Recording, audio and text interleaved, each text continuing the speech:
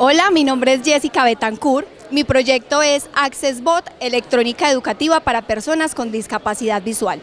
Yo tuve la oportunidad de realizar mis prácticas en la biblioteca EPM, donde se dictan cursos y talleres de electrónica y robótica para toda clase de públicos.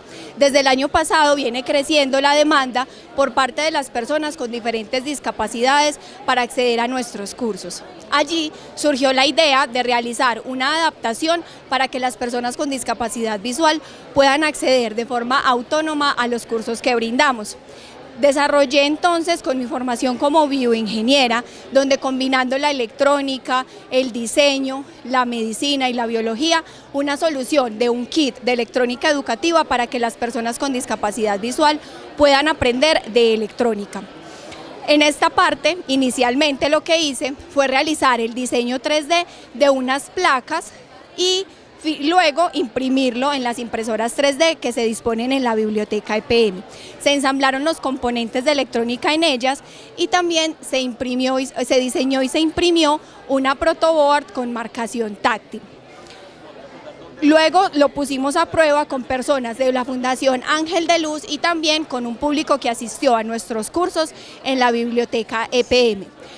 Las bases tienen dentro de ellas unas marcaciones en braille que les permitan a las personas saber tanto el nombre como la referencia de estos componentes.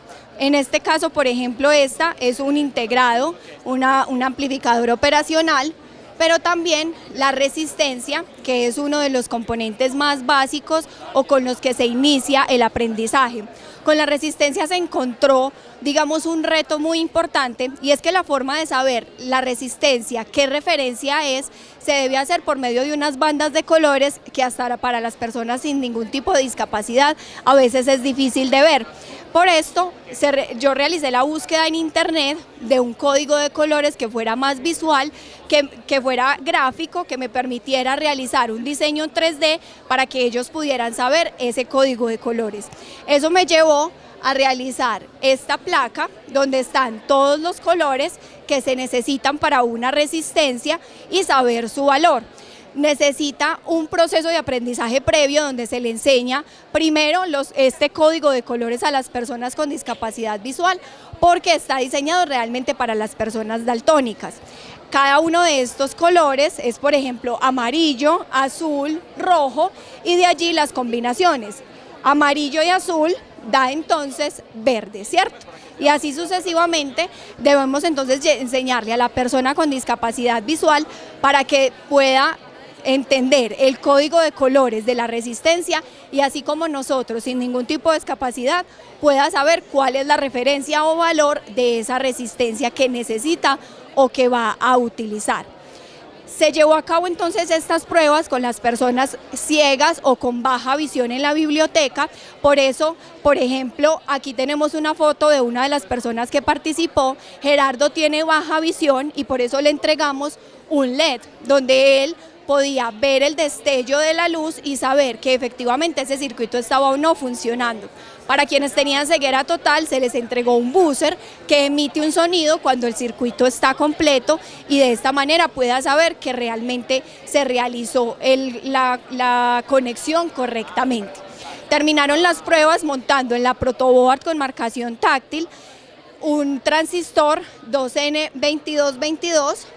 La protoboard, lo que hice fue realizarle un rediseño donde tapé una línea de puntos o nodo y se le reemplazó por un punto táctil que pudiera utilizarse como coordenada, por decirlo de alguna manera.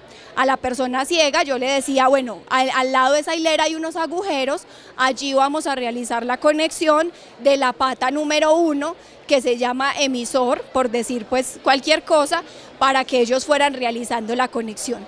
Al finalizar la práctica también surgió la idea de implementar la programación para personas con discapacidad visual. Diseñé un teclado en braille que tuviera flechas y en braille las palabras, por ejemplo, arriba, abajo, derecha, izquierda, esperar y ejecutar.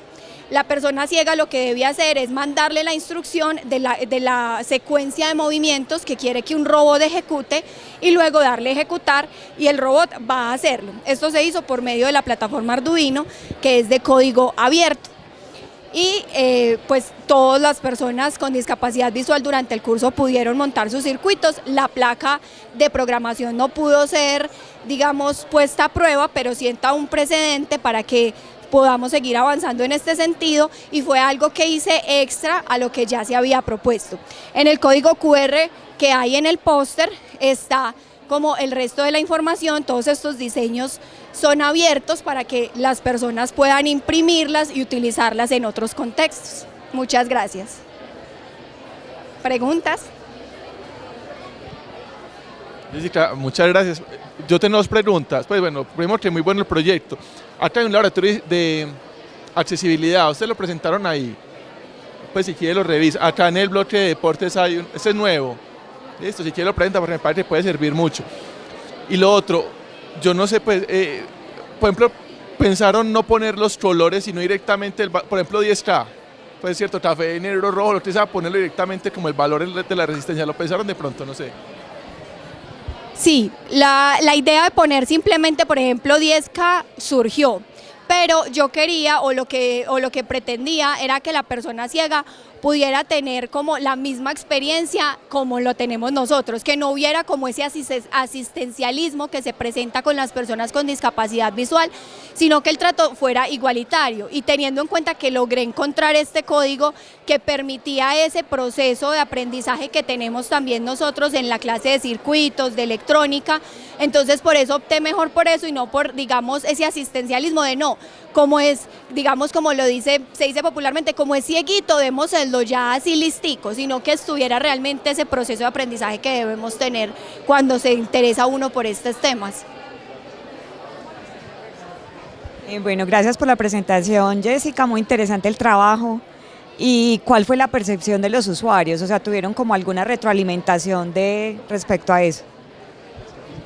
Para las personas con ceguera total que tenían conocimientos en braille, a ellos les encantó, ellos se sentían súper contentos de que pudieran realmente utilizar esto sin ningún tipo de ayuda extra, pero también como tuve personas con baja visión, como Gerardo, ellos no tenían conocimientos en braille y me decían, sería muy chévere si también estuviera escrito la palabra resistencia, por decirlo de alguna manera, en español.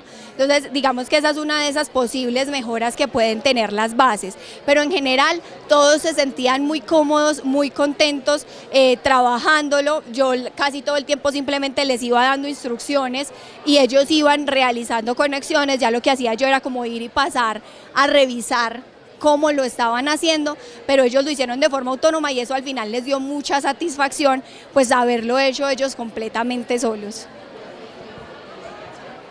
Gracias.